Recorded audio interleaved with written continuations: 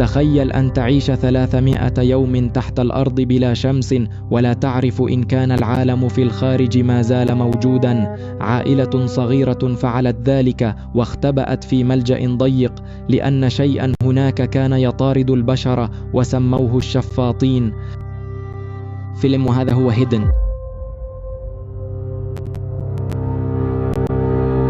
في عمق الأرض المظلم داخل ملجأ ضيق صار ملاذهم الأخير منذ مئات الأيام. تبدأ القصة بكابوس، طفلة تستيقظ فجأة من نومها وهي تلهث. فتحت عينيها على اتساعهما في ظلام صامت، وصدرها يعلو ويهبط بسرعة كأنها هربت للتو من شيء مرعب. اسم الطفلة زوي، وبصوت مرتجف روت لأمها الحلم الذي رأته للتو، وفيه حدث أمر سيء جدا. رأت البريدر، المخلوقات التي يخشونها، تعثر أخيرا على مخبئهم، وهذه الكائنات التي يسمونها الشفاطين هي السبب في عيشهم مختبئين تحت الأرض. حاولت أم زوي كلير تهدئتها بلطف، ثم أخذتها عبر ممر الملجأ إلى مكان حراسة والدها. هناك كان ري، كان يقضي ليله في الحراسة ليتأكد أن لا شيء يقترب من مخبئهم. وبصوت هادئ طمأن زوي أن كل شيء بخير، وقال إنه طوال الليل لم يلاحظ أي شيء مريب. لم يكن هناك صوت غريب ولا أي علامة على وجود الشفاطين. لكن زوي لم تقتنع تماما. خوف الحلم لم يختف بعد، لذلك قررت أن تفحص بنفسها باب الملجأ.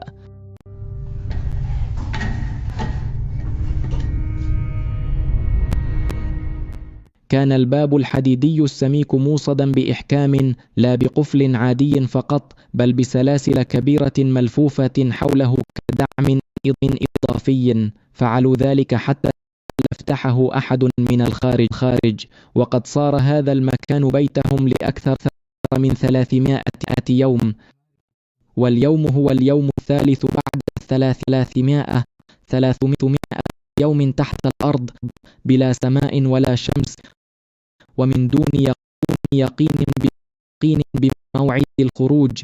وخلال إقامتهم في الملجأ وضعوا 4 قواعد يلتزم بها الجميع.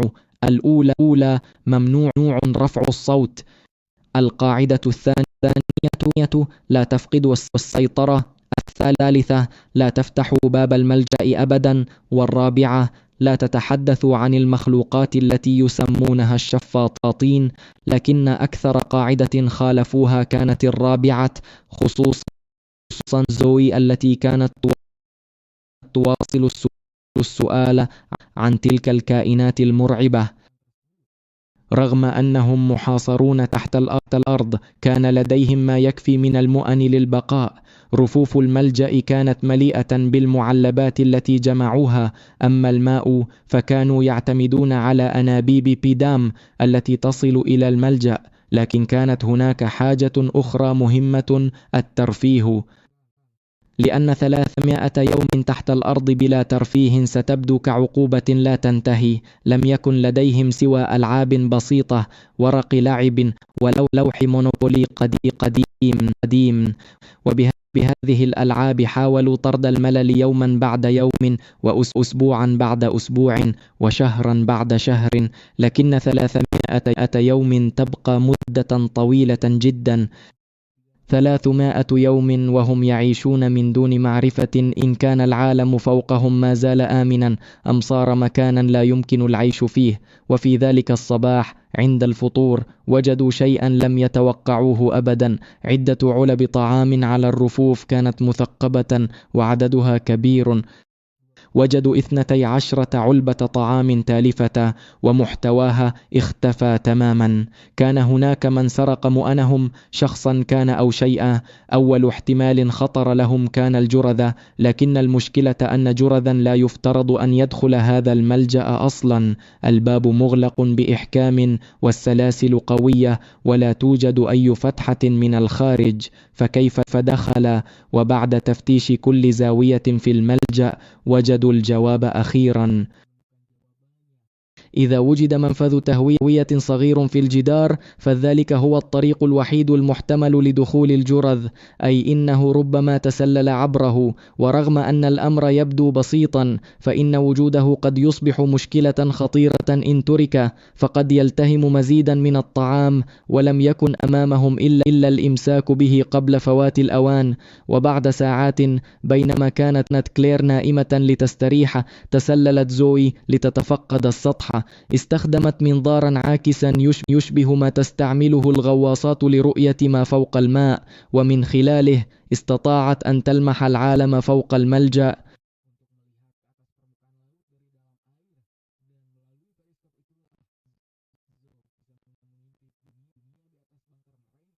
ومن خلال ما رأته زوي اتضح أن الملجأ يقع تحت مدرسة مدمرة ومهجورة منذ زمن، لا بشر لا حركة، فقط مبان يغطيها الغبار وصمت كامل.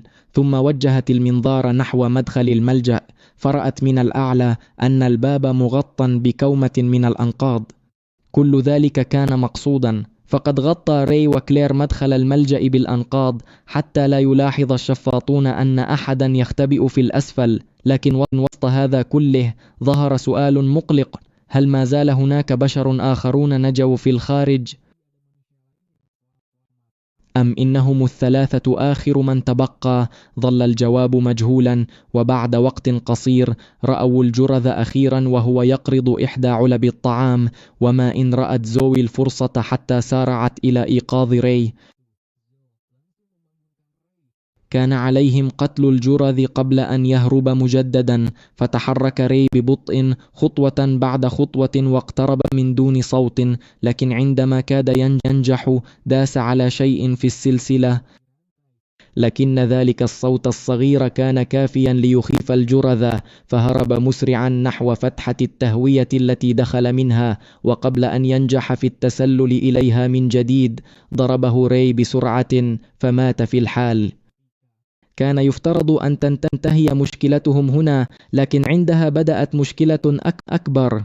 مصباح باتروماكس الذي سقط على الأرض اشتعل فجأة، فأصابت شرارة صغيرة شيئا قريبا، وخلال ثوان وقع انفجار صغير داخل الملجأ، وبدأت النار تحرق طاولة خشبية قريبة. وبذعر أخذوا أي شيء يمكن أن يطفئ النار. كانوا يعملون بسرعة لأن الحريق لو كبر لتحول الملجأ إلى فخ قاتل. ولحسن الحظ أخمدت النار قبل أن تنتشر، لكن بعد انطفائها لم يشعروا بأي ارتياح، بل بدأ القلق لأنهم أدركوا أن الحريق خلف دخانا كثيفا، فذلك الدخان لا بد أنه خرج عبر فتحة التهوية وصعد إلى السطح، وإذا رآه الشفاطون فقد ينكشف مخبأهم. وفوق ذلك ترك الخشب المحترق رمادا قد يكون سقط قرب باب الملجأ، وإذا رآه أحد فسيعرف أن هناك حركة في الأسفل، أي إنهم بلا خيار كان عليهم الصعود إلى السطح. ربما فات أوان إخفاء الدخان، لكن بقيت لهم فرصة لتنظيف الرماد المتساقط قرب مدخل الملجأ، وكان عليهم فعل ذلك بسرعة قبل وصول الشفاطين.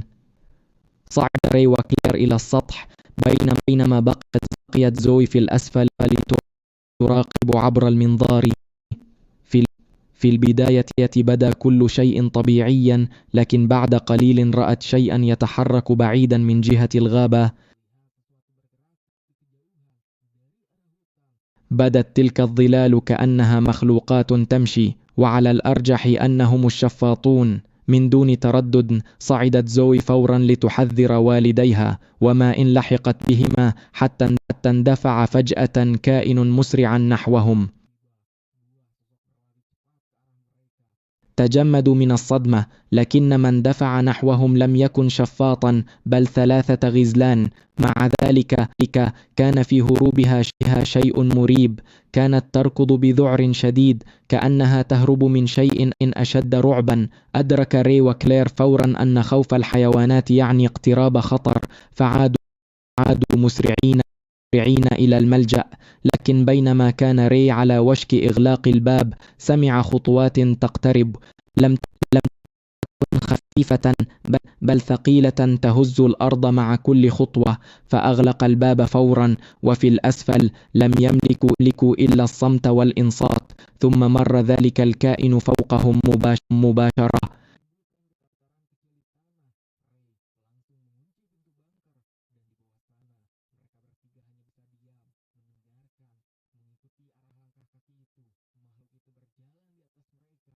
ولحسن الحظ يبدو أنه لم يكتشف الملجأ بعد، لكن حين توقف فوق المدخل مباشرة حدث ما لم يتوقعوه. تعلق خيط دمية زوي فجأة، فانشدت الدمية وانسحب خيط صوتها. وفي لحظة أطلقت الدمية صوتا عاليا شق صمت الملجأ. ارتعب ري فورا، فمزق الدمية وحطم الجزء الذي يصدر الصوت، لكن بعد فوات الأوان سمعه الكائن في الأعلى، وبدأ الشفاط يحاول فتح باب الملجأ. اهتز الباب الحديدي بعنف وهو يسحب بقوة هائلة من الخارج. صعدت كلير لتثبته، بينما حاول ري نزع أنبوب فولاذي من مضخة الماء ليستخدمه سلاحا. وبعد ثوان انفتح باب الملجأ نصف فتحة، وفي الشق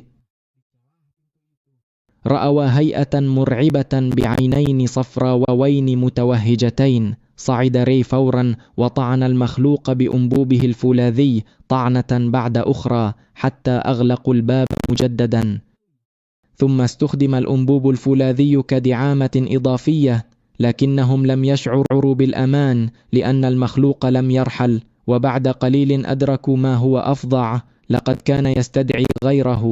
بدأت خطوات أخرى تسمع فوق الملجأ، وتزايد العدد واشتد اهتزاز الأرض.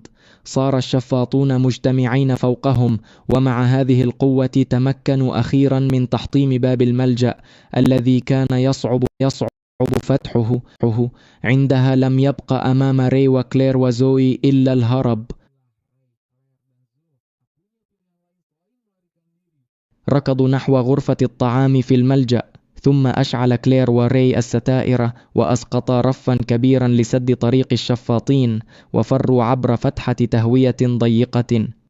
دخلت كلير وزوي، لكن ري كان أكبر من أن يمر، ومن دون تردد كسر ري كتفه ليدخل جسده في فتحة التهوية. لكن حين كاد ينجح دخل الشفاطون، أمسكوا بساقيه وجروه خارجا.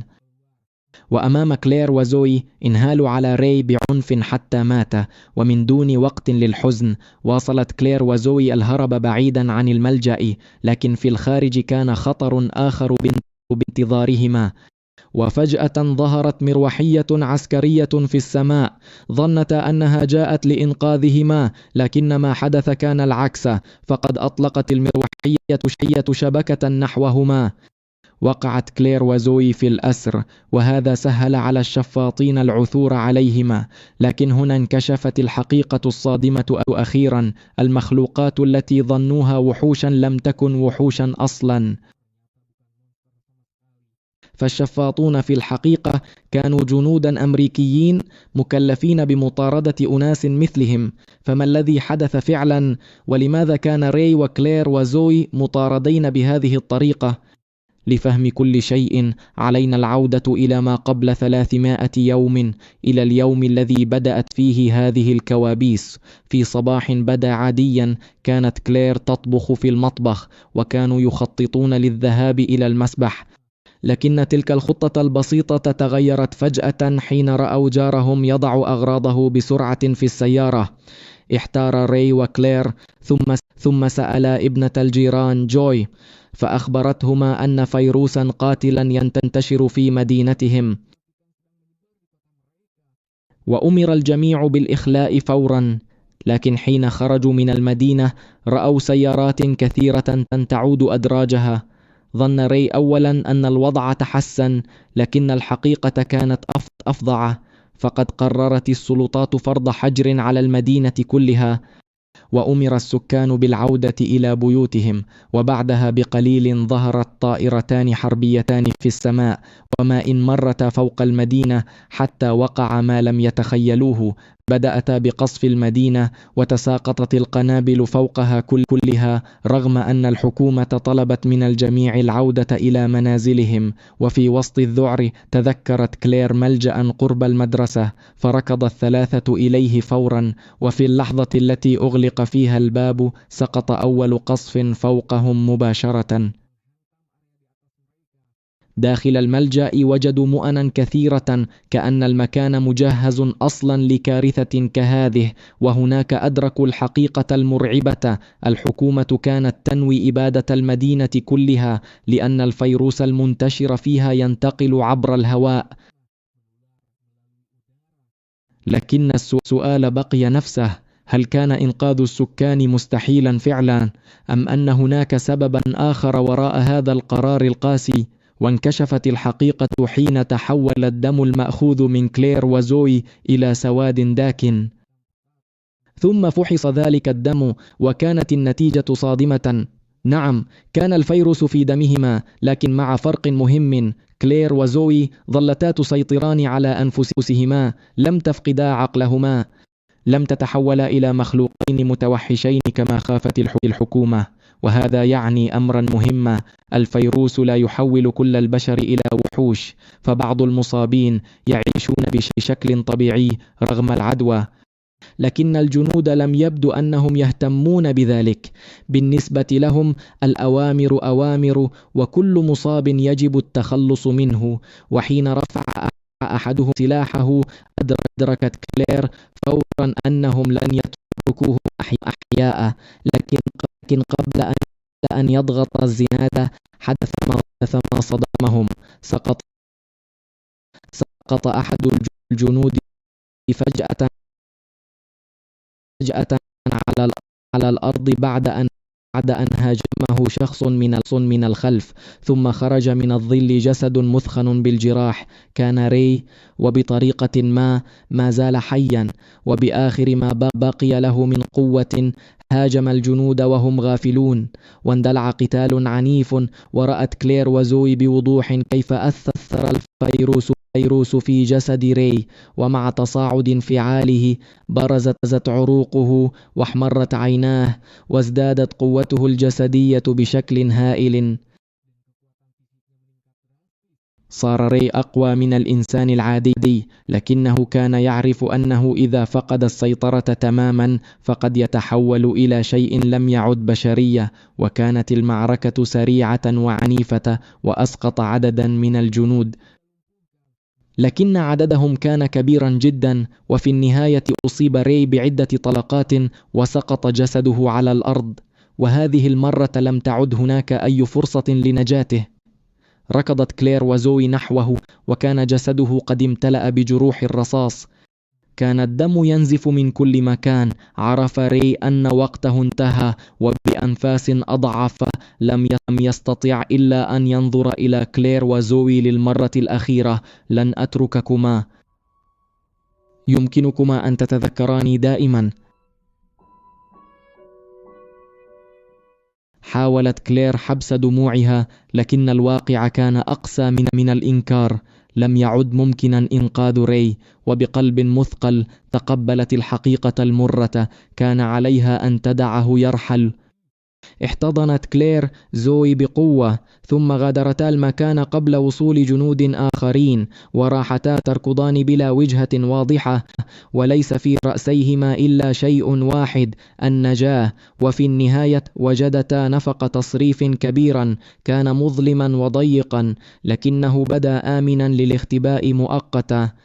دخلت كلير وزوي، وفي ذلك الظلام لم تستطيعا إلا الجلوس بصمت. ولأول مرة بعد كل ما حدث توقفتا عن الركض، لكن هذا الهدوء لم يدم طويلا. ومن داخل الممر المظلم سمعوا خطوات تقترب، فاستعدت كلير فورا. إن كان جنديا فليس أمامهم إلا القتال. لكن حين خرج الشخص من الظل صدمت كلير وزوي.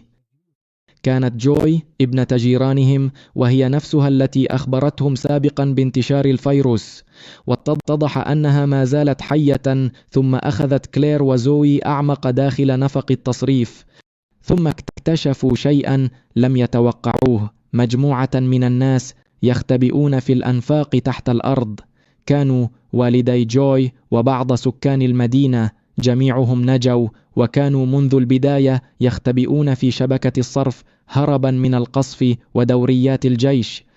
أخيرا شعرت كلير وزوي بشيء من الارتياح بعدما اتضح أنهما ليستا وحيدتين، وقبل أن تدخلا أعمق إلى ذلك المخبأ توقفتا عند مدخل النفق، وفي البعيد كانت الشمس تضيء عالما مدمرا. ولأول مرة بعد مئات الأيام في ظلام الملجأ عادتا لتريا الشمس.